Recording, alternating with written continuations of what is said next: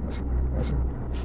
Vous voulez que je vous parle un peu de l'association des amis des paroisses et prêtres en zone rurale. Bien, c'est une association, mais en tant qu'association, il y a eu des démarches avant que cela aboutisse. C'était en 2012, après la guerre, après la crise que tous nous connaissons. Il y a beaucoup de paroissiens, de paroissiennes qui se souciaient de la vie des prêtres qui sont dans les villages, ce qu'on appelle les zones rurales. Alors, parmi ces fidèles, il y a une dame qui a reçu comme un éclair, comme une lumière de l'Esprit Saint, qui, dans cet éclairage, est venue me voir en vue de mettre sur pied une fondation. Je lui ai dit, madame, la fondation, c'est trop fort. Elle ne me comprenait pas, on s'est regardé et je lui ai expliqué que pour avoir une fondation, il faut avoir beaucoup d'argent. Il faut avoir des statuts. Il faut avoir des possibilités de recevoir des legs, des dons et beaucoup de choses. Et le montant que ça demande, elle ne pourra pas avoir. Elle me dit, qu'est-ce qu'on fait? Alors je dis, ben, tout simplement, une amicale, elle dit, elle ne veut pas. Très bien. Elle ne veut pas d'amicale, alors nous avons choisi ensemble de parler d'association. Et c'est à partir de ce moment que l'association est née. Il fallait faire des activités.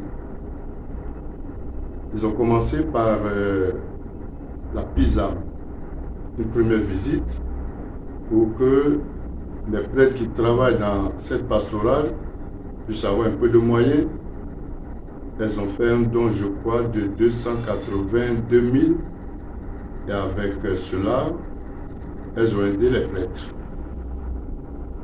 Et elles ont encore demandé qu'on fasse une mission à Goudoukou, dans le diocèse de Gagnoa. Mais n'ayant pas de moyens pour faire le déplacement, nous avons demandé au curé et à son vicaire de venir à Saint-Albert-le-Grand, parce qu'en ce moment, j'étais curé à Saint-Albert-le-Grand. Ils sont venus, nous avons préparé cette visite, les paroissiens ont fait une quête, on a fait préparer donc acheter donc des effets nécessaires pour une paroisse, et le curé est venu. Le vicaire ne pouvant pas venir aussi parce qu'il faut quelqu'un pour assurer les arrêts de la paroisse. Donc il est venu, on a dit la messe ensemble, on a fait les dons, les très heureux, ils sont partis.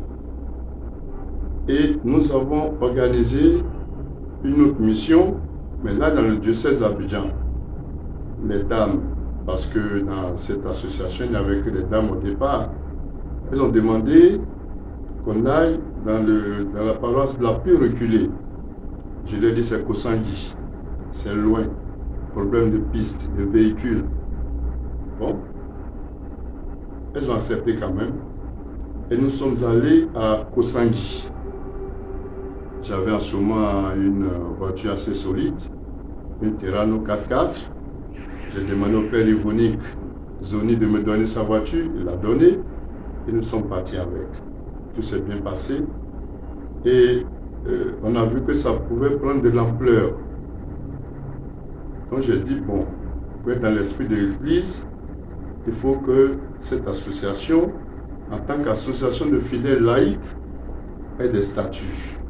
Nous avons donc rédigé des statuts qui ont été remis au secrétaire des œuvres, je ne sais pas, je donne l'appel CEDAL. Ça a été approuvé et c'est ainsi que l'association a commencé à fonctionner.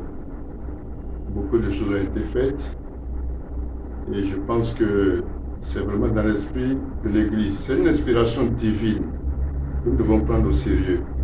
Et je souhaite que cela continue et que tout se passe bien.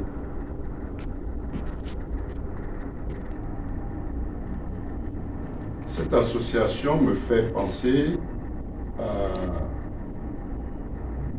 Marie Jaricot, je crois, qui est la fondatrice les OPM, œuvres pontificales missionnaires. C'était au départ quelque chose de tout petit, mais avec l'accord de l'Église, ça s'est développé aujourd'hui. Lorsque nous avons besoin de construire nos églises, nos presbytères et tout cela, on fait des demandes aux œuvres pontificales missionnaires qui nous apportent de l'argent. Alors je me suis dit, mais ce n'est pas dans ce sens que Florence a été inspirée. Et aujourd'hui, ce que fait l'association, peut-être qu'on trouve ça un peu banal, on trouve que ce n'est pas très important. Voilà pourquoi j'ai souhaité que l'association fasse comme un pèlerinage dans toutes nos paroisses, les paroisses du diocèse qui sont en ville, pour que les gens prennent conscience des difficultés que vivent les prêtres qui sont dans les zones rurales. On me dira que la procure nous aide, la procure fait tout pour nous, c'est vrai, mais ce n'est pas suffisant.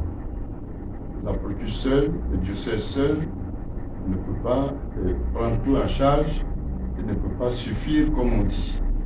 Alors, si les paroisses, les prêtres acceptent d'en parler, les fidèles laïcs sont toujours bien partis pour accepter. C'est ce qui se fait actuellement dans plusieurs paroisses. L'association est connue et pour faire une activité, par exemple, aller dans un village pour faire des dons, pour aider les prêtres, on peut faire une annonce. Les paroissiens vont donner ce qu'ils peuvent et ils le font avec beaucoup d'intérêt. Ils le font avec beaucoup d'intérêt parce qu'ils savent que le prêtre a une importance, quel que soit là où il se trouve. Tous les prêtres ne sont pas appelés à être en ville. Il y en a qui sont dans les villages, d'autres sont en ville, il y en a qui sont dans les campements, il y en a qui sont dans les hameaux. Tout le monde a besoin de bien vivre et d'avoir ce qu'il faut. Et je pense que nous, les prêtres, nous devons prendre à bras le corps cette association. Tout ne doit pas venir de l'évêque. Les fidèles sont aussi inspirés. Mais souvent, on attend que ce soit l'évêque qui nous dise fais ceci, fais cela. Alors, quand ça vient d'un laïc, je crois que nous devons prendre cela au sérieux et montrer de l'intérêt, permettre aux gens de se joindre à ces groupes-là, ces associations, pour que nous puissions aller de l'avant. Nous n'attendons pas tout de notre évêque ou bien de nous les prêtres. Ce ne sont pas tous les prêtres qui sont ouverts à ce genre de choses. Moi, ça me fait un peu mal au cœur parce que nous prêchons la charité, le partage et entre nous, ça n'existe pas souvent. Alors moi, mon seul souhait, c'est que les prêtres adhèrent à l'association qui a été créée, qui a été fondée par cette laïque qui regroupe beaucoup d'autres laïcs, des fidèles, qui s'intéressent à notre Église et qui s'inquiètent même de notre vie. Voilà. Là, je parle aux prêtres. Il faut qu'ils le sachent, il faut qu'on fasse cet effort-là.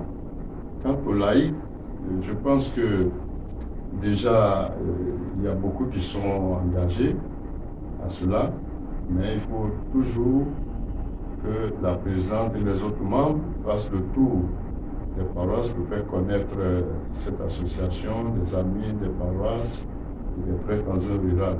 C'est très important pour notre vie de prêtre. Voilà ce que je voudrais dire à l'endroit des fidèles.